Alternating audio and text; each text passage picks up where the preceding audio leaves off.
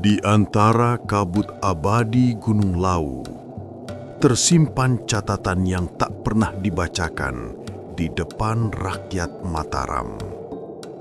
Sebuah naskah kulit lontar bertulis aksara tua, mengisahkan cinta terlarang antara penguasa muda dan perempuan dari gunung.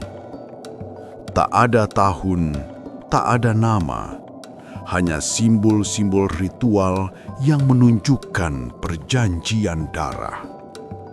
Dan disinilah arsip tentang dosa kedua kerajaan Jawa dimulai. Dikisahkan, di lereng Lawu tinggal seorang perempuan yang setiap malam menyalakan dupa tanpa nama.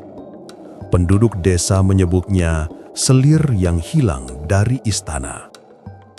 Kadang, dari arah hutan pinus terdengar suara gamelan samar, seolah ada perjamuan untuk arwah.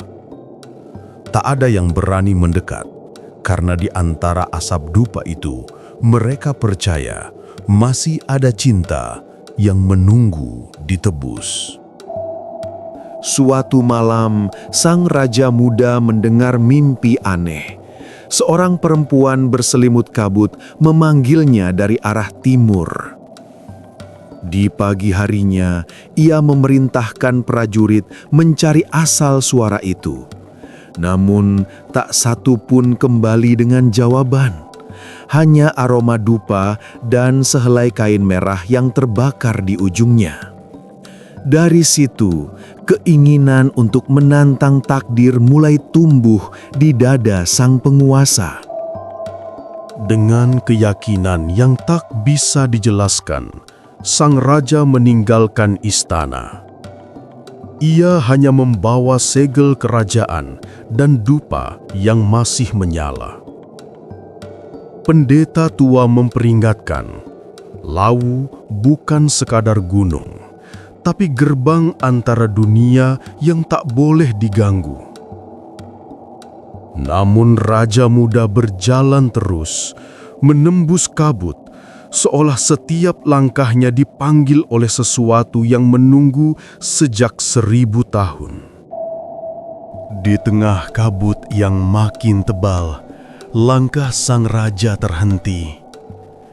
Dari balik kabut biru, seorang perempuan berdiri di bawah pohon pinus, wajahnya setengah tertutup kain merah.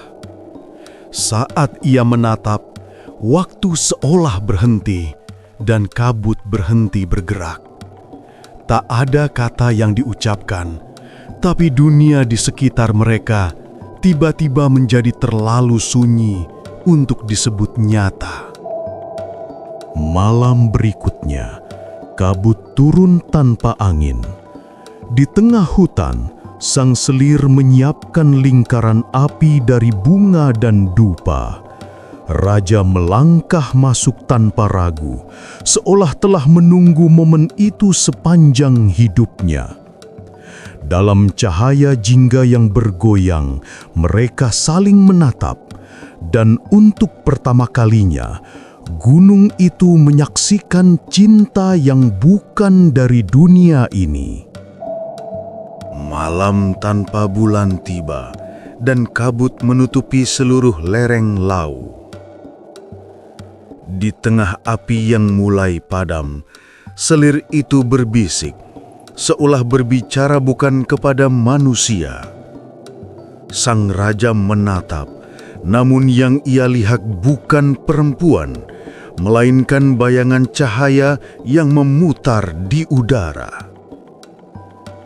Dalam bisikan itu, sebuah nama kuno disebut, nama yang bahkan pendeta pun tak berani mengucapkannya. Selir itu berdiri di tengah lingkaran api yang tinggal bara. Ia memegang belati kecil dan menggoreskan ujungnya di telapak tangan. Darah menetes ke tanah, bercampur dengan abu dupa, menimbulkan nyala biru sesaat. Sang raja tak mengerti, Tapi ia tahu, malam itu bukan hanya cinta yang lahir, melainkan perjanjian yang tak bisa dibatalkan. Ketika api padam, langit justru memancarkan cahaya dari dalam tanah. Semua suara menghilang, hanya gema langkah sang raja yang terdengar. Di tempat bara itu, terbentuk tanda menyerupai mata, bercahaya biru seperti hidup. Selir itu tersenyum, dan dalam senyum itu, gunung seolah bernapas untuk pertama kali. Keesokan harinya, kabut tak turun seperti biasa, tapi langit lawu memerah. Burung-burung jatuh dari udara, dan angin berputar melingkar seolah ada yang bangkit dari perut bumi. Pendeta yang menjaga puncak berkata, keseimbangan telah dilanggar. Karena cinta yang seharusnya tersembunyi telah memanggil sesuatu yang tidak ingin dibangunkan. Di puncak tertinggi, selir itu berdiri dalam lingkaran batu. Ia tahu waktunya tiba, dan gunung menuntut imbalan. Dari dada sang raja mengalir darah pertama, bukan karena luka, tapi karena janji. Saat darah itu menyentuh tanah, kabut seolah bernyanyi, dan bumi lau bergetar bagai jantung yang baru dihidupkan. Ketika cahaya itu padam, hanya kabut yang tersisa. Pendeta menemukan dua sosok membatu di tengah lingkaran batu, seolah waktu berhenti pada saat mereka bersatu. Sejak hari itu, tak seorang pun berani menyebut nama mereka. Tapi gunung tetap hidup, menelan doa, menolak api, dan menyimpan rahasia darah dalam diam. Bertahun-tahun setelah peristiwa itu, para pendaki kadang melihat dua bayang di antara kabut lau. Satu berpakaian putih, satu berselendang merah. Diam, hanya menatap lembah di bawah. Kadang terdengar gamelan samar di udara, datang dari arah puncak yang tak terjangkau.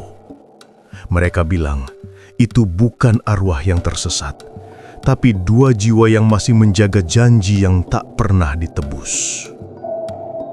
Hingga kini, Gunung Lawu dianggap suci bagi banyak pendaki dan peziarah.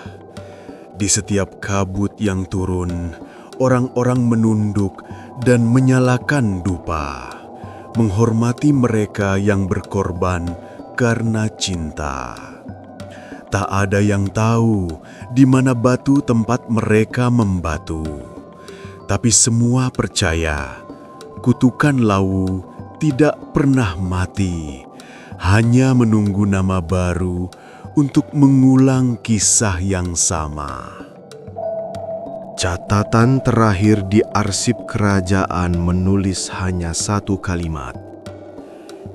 Cinta adalah doa yang tidak pernah diizinkan untuk selesai.